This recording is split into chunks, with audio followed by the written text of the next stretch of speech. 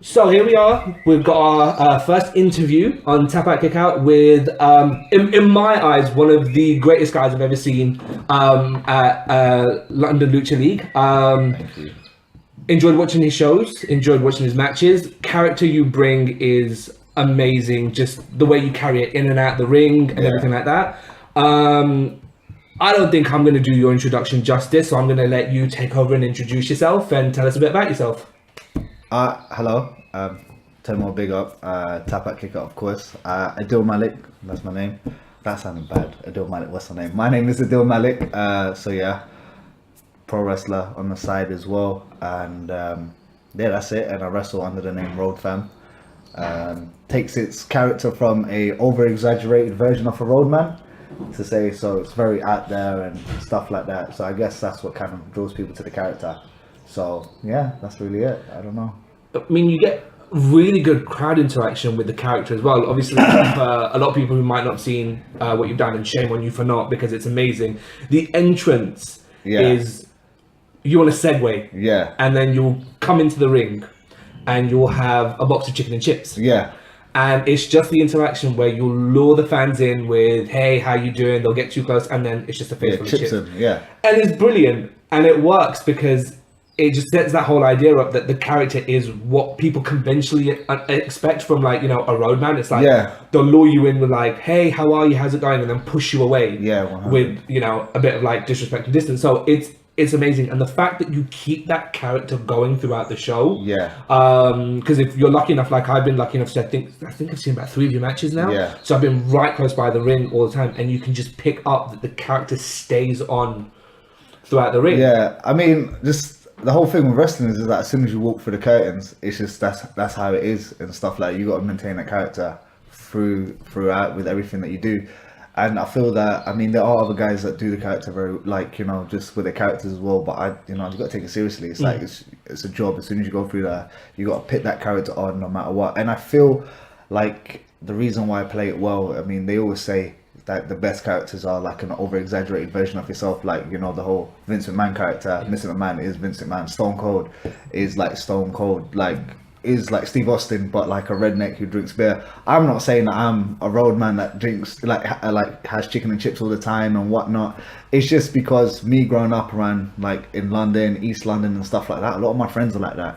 Who you're talking to is Adil Malik now, but I mean, there are some tendencies of me, like, you know, that I may say, oh, shut up, blood, or something like that, but that's not really me. And so it's just, when you're there, it's just fun to play it. It's just fun to play the character. It's just over exaggerated off a roadman, because, you know, a lot of people do try and do the roadman thing, but that's what wrestling is. You have to go over and beyond it. No one expects a roadman to come on a Segway, but like the little things like coming with a side bag, and like, you know, you always see a roadman having chicken and chips and stuff like that. You know, just gotta throw that in there. And then I just thought, why not just throw chips at people? And then, you know, just took over from there, really. And the reaction, like, literally, it'll be from the minute your music hits as well. I think you can just feel like, oh, this is his entrance. And a lot of the people that obviously seen you before I did, before you even walked out, the boos have started. And you just think, he's that over as an individual that he's able to get a reaction from the audience before even coming out. Like, your music set the tone. So that for me was quite interesting, because it's always when you see the person. I think usually it's like, I think the last person I think that did that was when Cena's music used to hit. Oh wow! And you know, you'd hear Cena's music and then the chorus of boos. I mean, I'm talking about Money in the Bank in Chicago. Oh yeah. When, you know, it was Punk versus Cena, and Punk's music hits and it's everyone erupts. And Cena's music hits and it's a boo. And to have that, even for yourself, it's just like just walking in to Resistance Gallery, not even before you've walked in, your music started playing and you're obviously waiting. And it's just the boos have already started, and I think that's huge. Like, to have that persona already attached to the music, was pretty serious as well. I mean, I just wanted to do it differently. I thought, you know, what are the ways that I can take this character over and beyond this? Because a lot of people, when I first started doing this, I mean, I could show you videos of like the first reincarnate, like the first RoadFam thing, and it was just, I would come through the stairs and stuff like that.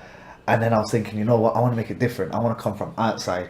So, you know, this, that, and I'm thinking, I want to get a Segway. Well, really, I can't get a Segway down the stairs, but it makes sense, you know, it's perfect, you know, come on a Segway as well. And I've always wanted to do something on a Segway. And then I think, okay, I can make my entrance on it. Then slowly I start thinking, why can't I incorporate it in my moveset and stuff like that? And it just took off. And then the chicken and chips as well. And funny story, you're not gonna believe this. So the whole point, the whole RoadFam character came up by, I actually wanted to do it. So, you know, with the whole Tapout London Lucha League, obviously we got Greg Burridge and Gary Vanderhorn doing everything, and when we have a character, we can pitch it towards them. So around about 2 years ago, the characters that I went through a character called Militario, because I'm a big fan of, like, you know, like the whole army type thing and stuff like that. So I had combats on as well, camouflage, and I wanted to get a camouflage mask, and the mask I wanted to do was kind of like a half like Mick Foley type thing, but lucha mask and stuff like that, and I wanted to do that. And so I played a face, and I can play a face, but being a heel is so much more fun. And so I did that character, and then I did that 2-3 times, and I was like, nah, that's not it. I said, I want to be a bad guy. And I pitched the idea, why don't I do like a Muhammad Hassan gimmick, come out. And so I've actually got that, it's on YouTube somewhere. So I come out, and literally I just said, I went to the show, I said, yeah, I want to do this character, and I do it. And so literally I had a shabar on me, and I wore that, and I had a vest, and I wrestled like that. And then literally I didn't know what my name was going to be or whatnot. So when I got in the ring, they gave me the mic, and it's like, who have you got here? And I was just like, I was in a tag match, and I was like, Prince Abdul. I don't know, Sheikh Abdul, I don't know, something came out, and then literally I thought I was going to get heat, but then the crowd started popping. Everything that I was doing, I was like, this is for Brexit, this is for that, and speaking in like an Arab accent and stuff like that. And I was like, no man, I want to get booed. And I've always said I wanted to do the roadman character. And the thing was, Gary, obviously he's with the whole Lucha Britannia type thing, and he said, well, yeah, if you've been to Lucha Britannia before, you see how the characters are all mystical and stuff like that. He was like, the whole roadman character wouldn't fit in that. And so it was just like, okay, fair enough, but for Tapout London Lucha League, let me do it and stuff like that. And he was like, no. And Greg was like, oh, I don't know. And then, you know what, I just said to Greg, I said, look, I'm going to do the character regardless. And so I took that decision upon myself.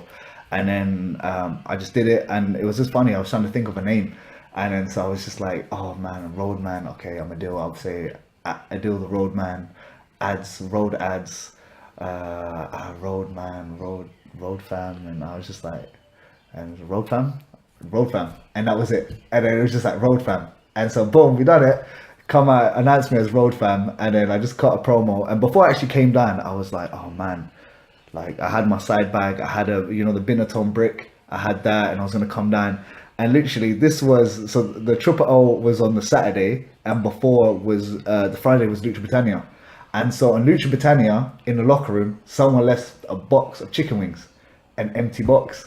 And when I was coming down, I was like, yo, this boxer, let me just come down with it. So I came down with the box of chicken wings, and it just had actually eaten chicken wings in it. It was just a box of chicken wings, and that someone ate the night before. And I came down, and then it just stuck. And then after that I was like, you know what, I'm gonna come with chips and throw it at people and this, that, and it just kind of stuck from there really. Wow.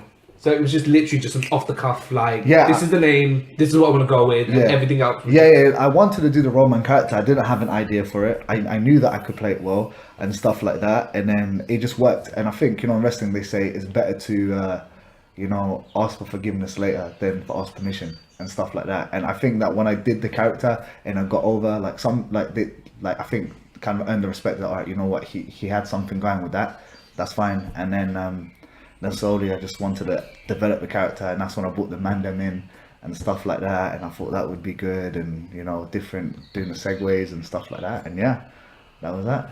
I mean, it was the reaction and the interaction from the crowds that you get from watching it, from obviously because you and I have been talking before this, so yeah, just knowing the person that you are and then knowing what you're able to bring to the ring with the character, it's literally the fact that takes a lot of skill, because you're basically, in not so many ways, you're stepping into another skin the second you get into those ropes, and to maintain that throughout the show, and then afterwards it just, do you kind of feel yourself like, okay, so now the show's done, I can... Yeah, after the show's done, sometimes because I get so much into that character, I'll just like, I don't say fam and blood after everything. Yeah. But when I'm in the ring, I'll do that, and when I cut a promo, but then afterwards, like I'm still talking like that, and I think I need to snap out of it. This isn't me. Like people actually think I'm a road man, and like yeah. Then when I'm at training, everyone's like, "Yo, blood, this that," and I'm like, I don't actually talk like that. Like that's my character. So, I mean, for people to think that it, that's actually me. Like I'll just get into the character. So I mean, it's like just got to get into the character, and then you feel it. With everything, with every move, just in the ring, getting heat from the crowd as well. I love it. Just talking crap to someone the whole entire time. It's just the best thing. It's picking on little kids, man. Like, that's the best thing. Kids like start slapping me and stuff like that in the front row, making kids cry. I made Hakan, Peckham Playboy's son. I made him cry one time. This is before he used them like in matches, but before it was like a chaos match, and I was there, and then literally Felix, his son, was there, and I said, "Yo, Felix, is that your dad?" And then literally what happened was, I was like, "Oh, is that your dad?" And I run over and start stomping him. The whole crowd booed. Felix started crying, and then literally I was like, "Oh damn, I made his son cry." And then when I was picking up Hakan, he said to me, "You dickhead," like that, because I made his son cry, yeah. And then literally, he sent me to the corner, and then I think he hit me with a splash. And then after that, I stayed in the corner. He brought his son in the ring, and I said, "All right, he's gonna use his son to hit me. I'm gonna stay here." He got his son. His son held his legs up. He threw his son boom. His son hit me with a big boot in the corner. The whole crowd went nuts. It wasn't even planned. It was off the cuff. Boom, did that, and that was it. I thought, you know what? That's it. I'm getting heat. Brilliant. It's amazing. So we'll get more into I don't know. I think Paige was good. Her promo work. I don't know. Maybe it's because she's British, but other than that, yeah. That's it. I'm lost for words, man. Sorry. For you, like, what was like, this is like the old school question that you ask every wrestler. What got you into wrestling? I just a fan that took it a bit too far. I think what it was, when I was growing up, I was like a really fat, obese kid. So I got bullied all the time. And so I switched so many different schools because I got bullied. And like where I used to live, it was like, a lot of Caucasian people and white man area and stuff like that. And so like I used to get called like all sorts of racist things, like you this, you that. And literally I didn't know what to do. And so because I was fat and stuff like that, and I'm the only boy out of 4 sisters. And so I'm the youngest. And so I've got 4 sisters that are all older than me. And so I never actually had like an elder brother, someone to toughen me up. And everyone does karate. So my mom picked me in karate when I was 7 years old, and I didn't really like that. And so I just did it for the sake of doing it, but I was always doing sports. And then I said to myself that I think when I got bullied and I changed school, I just started going to the gym, and I just started just running on a treadmill, not eating, and I just went really, really skinny. I'll show you a picture. I think it's on my Instagram. Really skinny, like unbelievably. And then I just started doing. I wanted to become a wrestler, so I said, you know what? Like, wow, John Cena. Wow, I want to be like him and stuff like that. And this was like just. I was always watching wrestling, but I think what got me was probably like the ruthless aggression era when I was like, oh, this is cool. I want to do that. So literally, where I lived, there was a wrestling school, but it was an Olympic wrestling school. So I went to there thinking, oh my God, I'm gonna be the next Kurt Angle. So I went there when I was like 13, and literally there was all Chechens, there were all Russians in the proper wrestling leotards and the earmuffs and everything. And this when I was 13, and literally when I went there, I was getting tossed around, boom, double leg, fireman carry, like all legit stuff. And I was like, wow, like what am I doing here? I'm out of my depth. And one guy there showed me an arm bar, and he was like your arm bends this way, but it doesn't bend that way.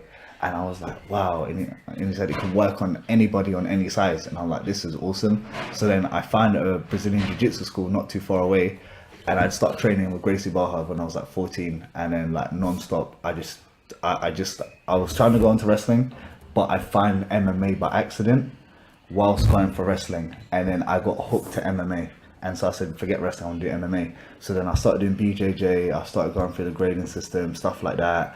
And then started picking up Muay Thai. Then I went back to Olympic wrestling, because obviously to help with the whole MMA thing. Then I had some amateur MMA fights. I was actually going to do a semi-pro one as well, but then it was just like, you know, I was going through my A-levels at that time as well. So literally I was just doing MMA, and then when I was like 17, I just started hitting the gym. I actually found out about, funny story, I actually found about a London School of Lucha Libre when I was 17, but I was just too scared to go. I never went. I was like, no, I don't know. I'm too scared to go. And then literally I continued doing MMA and stuff like that. Started lifting weights. And then when I got to like, I don't know, reasonable size, I was like, you know what, maybe I should just go. So then I went and I trained for the first session there, and I was just like, wow, like it's crazy. Like the whole warm up that they do is crazy. And I felt really out of my shell and stuff like that. I thought, oh, what am I doing here? I don't know, legit, that was my first thing. I don't even tell people this. It's because like the Lucha family is a big family now, and I'm part of that family, and I'm so happy. But back then I was just too scared. I was just still in my shell at that time. And I trained for around about 3 months, and then I was like, okay, no, I left and I went back to MMA. I was in like a little Brock Lesnar did thing, then went back to MMA. So then I started doing MMA, then I was training, then I was going backwards and forwards between training. Then I was doing an MMA fight. I had one planned up and I had a camp, but then the whole venue cancelled last minute. So I did the whole camp, and I was like, you know what? I said, you know what? Forget this. I'm just gonna go back to wrestling. So then I applied myself to wrestling. I said I can't do both. So then I just said, you know what? I'm just gonna focus on wrestling. It's like 2 years ago. So like for the last 2 years is when I like seriously trained. But I actually went to Lucha and started training around about 4 years ago. So yeah, and then I just thought, you know what, I'm gonna give wrestling a try. And then I didn't know how well I can do at it, but then it seemed like it was going well. And back then I just needed stuff, because then I started doing acting before I went to wrestling, and that kind of helped my confidence to go there and get out of my shell. So yeah. Wow. So it's kind of like it was an all over kind of road that kind of led back to wrestling. Exactly. Wow. So that's interesting. So it wasn't like, this is what I'm going to do and this is the path I'm going to follow. It was very much, I want to do this, but I find MMA, loved MMA, still love MMA, still train it every now and then and stuff like that. And then boom, then just went back to wrestling. Wow. So obviously growing up, you talked about like the Ruthless Aggression era of wrestling as well. I mean, who stood out more for you? Like, even if you want to talk just about that era, the Attitude Era, or the era that we're in right now with WWE, or it doesn't even have to be WWE, because there's so many promotions right now. Like, who's the one wrestler that kind of sticks out for you? There's so many wrestlers, but for me, I think one wrestler that like when I started watching wrestling properly, I think it was around about just WrestleMania 20 time. So I believe that was 2002 or something. I don't know. So I remember watching just like just before Evolution came together and stuff like that. That's when I was watching it. And so like back then I used to just think that I just loved like all the big guys and stuff like that. But then slowly I realized like now like the best wrestler, like what I think of was Shawn Michaels. Shawn Michaels was just, he wasn't really a big guy, but he was amazing in the ring. He could work. He could amazing character. You know, before he was reborn, even after he was reborn, Christian, he was still great as well. And just everything that he could do was a high fly. He's encompassed everything. I think he's like a once in a generation superstar. I think Shawn Michaels. I think the next person that's like a once in a generation superstar is probably like Seth Rollins. That's on his level now, because the amount that Seth's getting now, like Seth has things to make Shawn Michaels. I think. I mean, he's obviously, from what we're seeing and the way he's been, going through, picking up the IC title at WrestleMania, becoming a Grand Slam champion now. So he. I think he's only like 32 or something. 33. He's quite young. He's young. Yeah, and I was watching a video that WWE put out on how he transitioned and all the different names that he came across. Yeah. And then how he, came to be where he was. But for me personally, I still think as good as Seth Rollins' character is, like, you go back to ROH and you watch Tyler Black matches. Oh, Tyler Black, There's something else, what he could do back then, because there was hardly any limitations for what he's had to do in WWE. Of course. It's one of those things. So Shawn. I think Shawn was good. Back then, I thought, like, I don't know, just the wrestlers I looked up to was like, John Cena. I thought he was amazing, stuff like that. But it's against the internet fans are going to be, John Cena, John Cena. But no, but John Cena was everyone's favorite back then. You can say that John Cena was just John Cena. He kind of brought more attention back to it when I guess you lost a lot of when you lost your Michaels and your Austins and your Rocks. He brought the younger generation in. But it worked. Yeah. Because those guys they're not 10 anymore, they're older, they're watching it and they're appreciating what it was. And it's like Cole says, he's the most polarizing character. Like, you love him or you hate him, but he puts on a match, and his matches with AJ Styles over the last year. John Cena can still go. Yeah. Everyone says that a lot of the matches he calls on the cuff as well. Yeah. He doesn't have to plan his matches. Like, he calls the spots out live. You can hear him a lot of times, but I mean, he's good. John Cena's amazing. I mean, he's good, and then the boot with Undertaker at WrestleMania was. Oh yeah, that was just. But I think I saw memes. It was just like, when you're jumping in 2 minutes, you just get it over and done with. But I think in his defense, he works with a lot of guys that are younger and faster. Yeah. So when you're working with Taker, I think obviously he's out of his element. He's not done a Mania match with Taker before, so you take it with a pinch of salt. But end of WrestleMania, the question was, we asked a lot of us, are you not sports entertained? And that was a standout moment, and it was a good moment. Probably not for the best. So obviously this kind of ties in. So you said obviously standout wrestler for you was Shawn Michaels, but currently you're saying it's Seth Rollins that kind of stands out for you. No, there's so many, man. There's so many. I don't know. I mean, there's so many wrestlers that are great.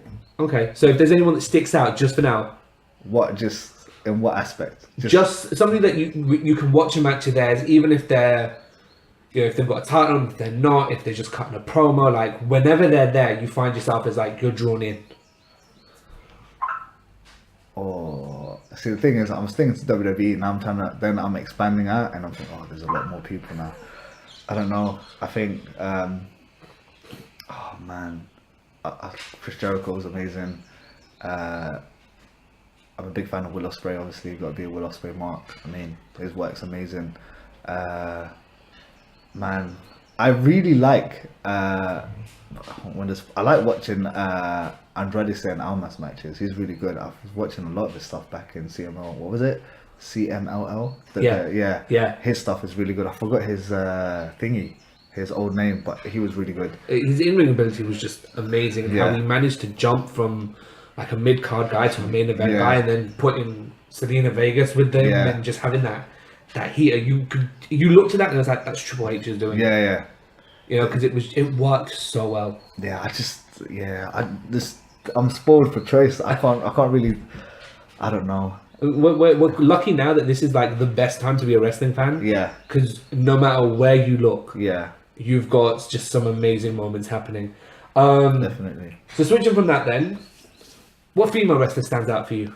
Female. I'm a big fan of Asuka. She's really good. Just generally what she can do in ring. I mean, just even her promos, man. All she have to say is no one's ready for Asuka, and then and in that accent as well. Female wrestlers as well. I think Natalya is very underrated as well. She doesn't get what she deserves, I think. I'm trying to think of other promotions as well. Charlotte Flair's good as well.